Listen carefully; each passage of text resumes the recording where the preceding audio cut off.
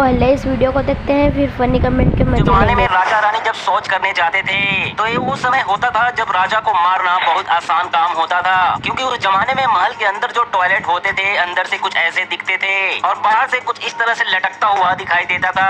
राजा द्वारा छोड़ा गया टट्टी कुछ इस तरह से यहाँ जमा होता जाता था और बाद में साफ कर दिया जाता था। इस टॉयलेट की दिक्कत ये थी कि कई बार घुसपैठिए इस जगह से घुसपैठ करके राजा के पिछवाड़े में तीर मारकर भाग जाते थे और राजा की जान चली जाती थी। कोई भी राजा इस तरह से टट्टी करते हुए मरना नहीं चाहता था, इसलिए उस जमाने में राजा बहुत डरते हुए शौच को अंजाम देते थे। पुराने जमाने में